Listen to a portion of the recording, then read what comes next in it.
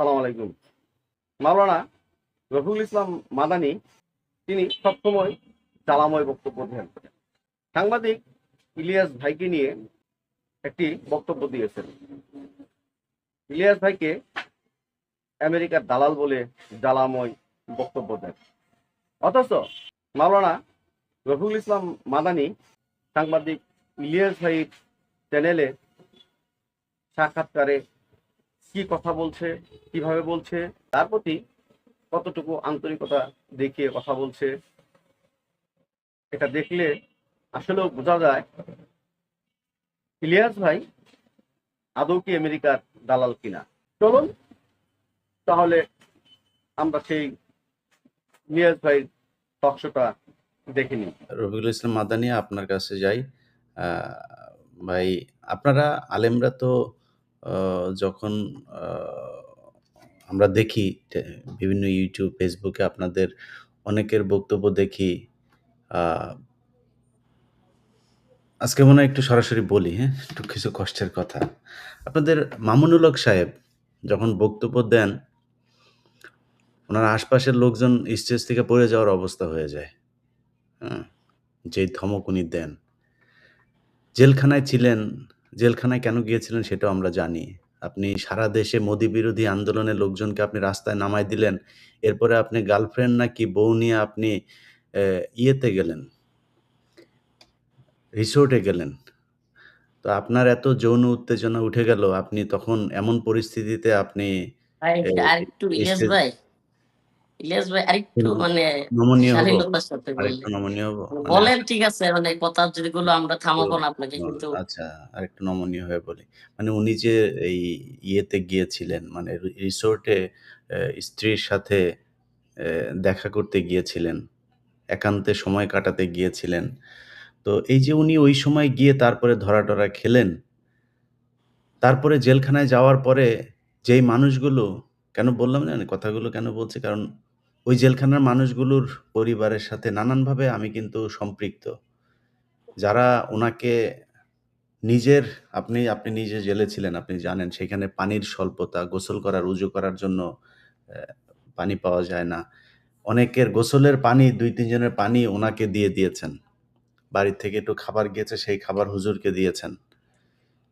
এই মামুনুল হক বের হয়ে কারোর কথা মনে রাখে নাই।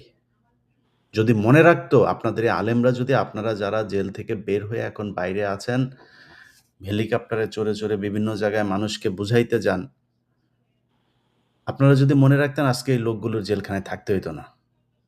আপনারা যদি বলেন 99% এই দেশের আলেমরা তাদের অতীত ভুলে গিয়েছে।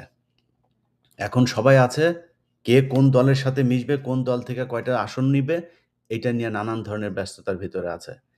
এই পরিস্থিতি যদি চলতে থাকে, ছালা আবারও সবাই হারাবেন।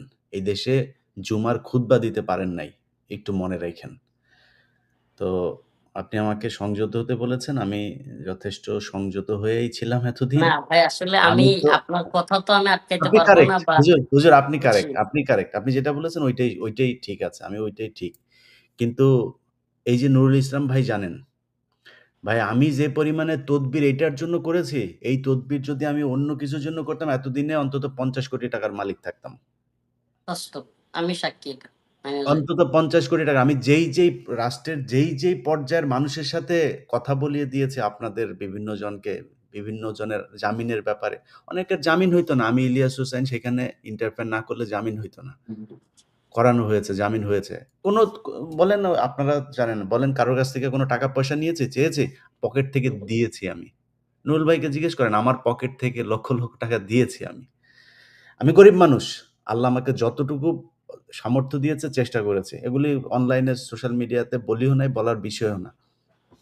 কিন্তু এই দেশের আলেম সমাজের দায়িত্বটা কি? আপনাদের কারণে সেই মানুষগুলো এখনো পর্যন্ত জ্বলে। মানে জেলখানায় আছে।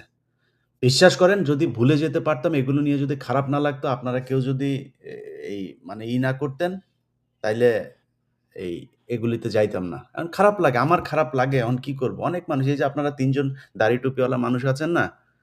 আমি যেখানে বসে আছি, এখানে বসে আপনাদেরকে নিয়ে কথা বলতেও অনেকে না করেন।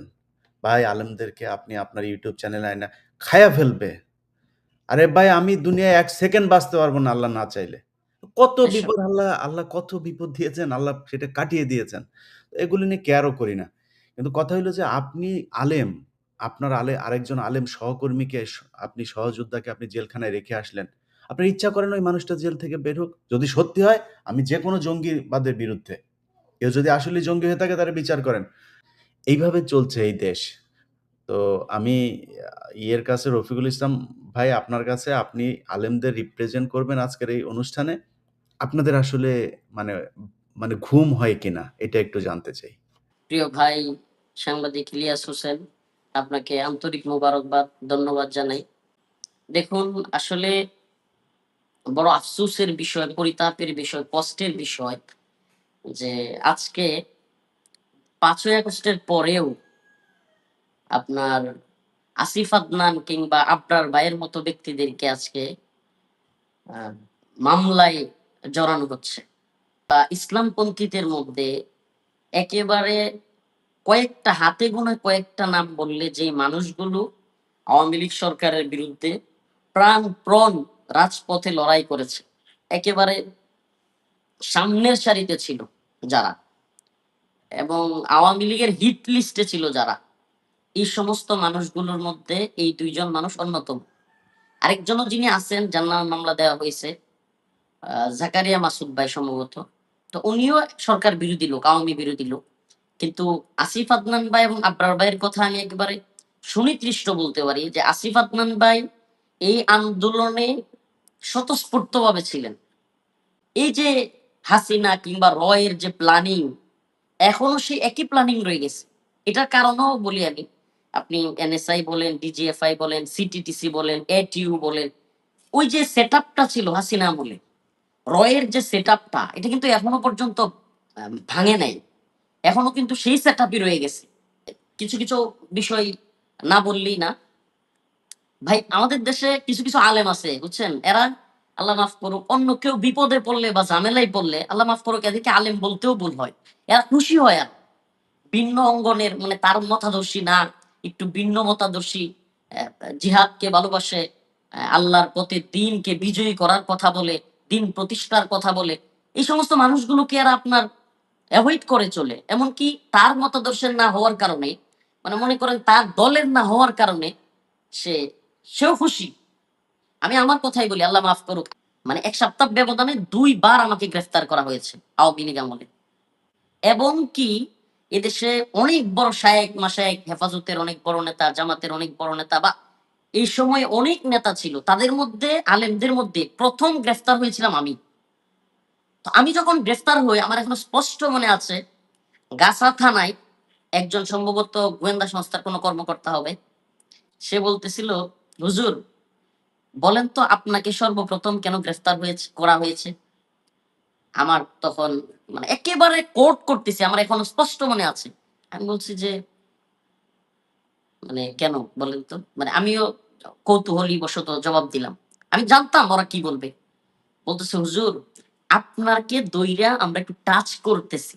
আপনাকে দইরা টাচ করে দেখতেছি যে হুজুররা কি বলে। যদি হুজুররা ওয়াল্লাহি", মানে একেবারে আল্লাহ মাফ করুক, আমার কথা বিশ্বাস করবে জানি। আপনারাও বিশ্বাস করবেন বা যারা শুনতেছে অডিয়েন্স, দর্শক শ্রোতাও। একেবারে আমি মসজিদের মধ্যে লাইভে আছি, মসজিদে বসে আমার মাদ্রাসা মসজিদে। মানে ওই কথাটা ওই গোয়েন্দা সংস্থার লোক বলেছিল যে, "হুজুর আপনাকে ধরে আমরা টাচ করছি। যদি বুঝি যে তেমন কোনো হচ্ছে না, তাইলে আমরা সবাইকে ধরব।" একেবারে মানে ১০ দিনের মধ্যে, একেবারে দ্রুত সময়ের মধ্যেই হেফাজতের সাংগঠনিক সম্পাদক আইজুল হক ইসলামাবাদী ভাই, এরপরে মাওলানা জুনায়েদ আল হাবিব সাহেব, মুফতি সাখাওয়াত হোসেন রাজি সাহেব, মুফতি মনির হোসেন কাসেমি, মাওলানা মামুনুল হক সাহেব, মুফতি মনির হোসেন কাসেমি, মুফতি আমির হামজা হুজুর, আরো যত আলেম উলামা আছে, একেবারে আমাকে কথাটা বলা আর ২-৪ দিন পর থেকে আবার আমাকে দেখায়। প্রতিদিন ১-২ জন করে ধরে আর আমারে টিভির সামনে নিয়ে আমারে বইসা, বইসা দেখায়। যে, "এই যে দেখেন আজকে আরো ২ টারে ধরছি।" বলছিলাম না যে আপনারা ধইরা একটা বাস্তবতা হলো যারা মনে করে যে এই আসিফ আদনান কিংবা রফিকুল ইসলাম মাদানী, হারুন ইজহার, মাহমুদুল হাসান গুনবী বা এই জাতীয় যারা কিনা দাওয়া জিহাদের পক্ষে কথা বলে, হ্যাঁ? তো এদেরকে কোনো কিছু করে ফেললে যারা আল্লাহ মাফ করুক যে সমস্ত লোক খুশি হয়, সেই সমস্ত লোক মনে করে যে তাদেরকে ধরবে না। ভাই আমি না বলে পারতেছি না, কষ্টের কথাগুলো একটু বলেই ফেলি আজকে। আমাকে যেদিন গ্রেফতার করা হয়, হেফাজতের একটা মিটিং হচ্ছে। নুরুল ইসলাম জিহাদি সাহেব রহমাতুল্লাহ আলী, সাবেক হেফাজতের আপনার মহাসচিব, ওনার মাদ্রাসা তালতলা, খিলগাঁও তালতলা মাদ্রাসায় একটা মিটিং হইতেছে হেফাজতের। মানে আসিফ আদনান ভাই, আব্দুল্লাহ বিন নুরুল ইসলাম, ইলিয়াস ভাই, আপনাদের সবাইকে একটু আমি আমার দিকে করতেছি, কথা শোনা যাচ্ছে কিনা। মানে এটা একেবারে খুবই সেন্সিটিভ, এবং আমি এই কথাটা কখনো বলি নাই, আজকে বলতেছি। আমি কলিজা ফাইটা গেছিল ওই দিন এই কথা শুই না। আমি তখন গ্রেফতার অবস্থায় আছি। তো ওখানে নুরুল ইসলাম জিহাদি সাহেব আছেন, আমার উস্তাদ মুফতি মনির হোসেন কাসিমি সাহেব হুজুর আছেন, আরো অনেক আলেম উলামা সেখানে ছিলেন। তো আমি যখন গ্রেফতার হয়েছি, ওই খবরটা সাথে সাথে ওই মজমায় পৌঁছাইছি। ওই মজমাই যারা এখানে ছিলেন, হেফাজতের মহাসচিব, হেফাজতের অর্থ সম্পাদক আমার উস্তাদ মুফতি মনির হোসেন কাসিমি দামাত বারকাতুহুম, বারিদারা মাদ্রাসার মুতামিম, এরপরে আরেকজন ছিলেন। তো এখানে হেফাজতের একজন নেতা, নাইবে আমির, মানে নামটা বলতে যাচ্ছি না, উনি সরাসরি বলতেছে, হ্যাঁ বেশি বাইরে গেছিল পোলাটা, বেশি লাফালাফি করে, হয়েছে না এখন, মানে ঠিক এই কথাটা বলছে। এবং একাধিক সাক্ষ্য প্রমাণ, আমি ওই মজলিসে থাকা একাধিক সাক্ষীর মুখে এই কথাটা শুনছি। কোথায় শুনছি? যখন আলেম ওলামারা গ্রেফতার হয়ে আমার সাথে সাক্ষাৎ হয়েছে, ওই সময় শুনে ফেলছি। এবং তখন আলহামদুলিল্লাহ উস্তাদ ছাত্রের ভালোবাসা সেটাই, মুফতি মনির হোসেন কাসিমি সাহেব ওনাকে থামাই দিছিলেন, ওই লোকটাকে থামাই দিছিলেন, হেফাজতের ওই নাইবে আমিরকে, যে আপনি এটা কি বলেন, সে ছোট মানুষ, শাসন করলে বিচার করলে আমরা করব, যা বলার আমরা বলবো। তখন মুফতি মনির হোসেন কাসিমি সাহেব হুজুর হেফাজতের মহাসচিবকে বললেন যে আপনি একটু গাজীপুর, যেহেতু রফিক কায়না রাখছে, গাজীপুর কোর্টে আমাদের হেফাজতের নেতা কর্মীদেরকে একটু পাঠান। ভাই আল্লাহর কি কুদরত, যেই নাইবে আমির আমাকে এই কথাটা বলছিল, মানে 20 দিন যাইতে পারে নাই, আল্লাহর কুদরতে তিনিও জেলখানায়, মানে তারও ধরছে। পরবর্তীতে আমি ওনাকে দেখে দেখে হাসতাম, আর যারা সেখানে মজলিসে ছিল তাদেরকে বলতাম, দেখেন আল্লাহর ফাইসালাটা। উনি গোয়েন্দা সংস্থার সাথে ডিল করে চলতো, উনি তাদের সাথে মানে খুব ভালো সম্পর্ক রাখতো, এনএসআই বা বিভিন্ন সংস্থার সাথে। হ্যাঁ, আর আমাদেরকে দেখতে পারতো না, আমরা যারা সরকার বিরোধী আন্দোলন করতাম, কথা বলতাম, তাদেরকে দেখতে পারতো না। বিশেষ একটা কারণও আছে, আল্লাহ মাফ করুক, আমি ছোট মানুষ, অযোগ্য মানুষ। অনেক বড় যোগ্য আলেম বা অনেক বড় শাইখুল হাদিস বা অনেক বড় কোনো বিশারদ না, কিন্তু আমি ছোট মানুষ হওয়ার পরেও আমাকে দেশের এত মানুষ ভালোবাসে, এত মানুষ আমার প্রোগ্রামে আসে, এইগুলো অনেকের কাছে এটা একটা ভাই বাস্তবতা বলি, আল্লাহ মাফ করুক, এটা অনেকের কাছে একটা হিংসার কারণ। মানে অনেক হুজুরদের দেখছি আমি বক্তব্যে গেলে, ভাইরা আমি তো কাউকে বলি না, শ্রোতারা জজবা দেখায় লাপায়া উঠে কিংবা স্লোগান ধরে। তো ওই হিংসুক যেই হুজুর কয়েকটা আছে, এরা দেখা যায় খুব রাগান্বিত হয়।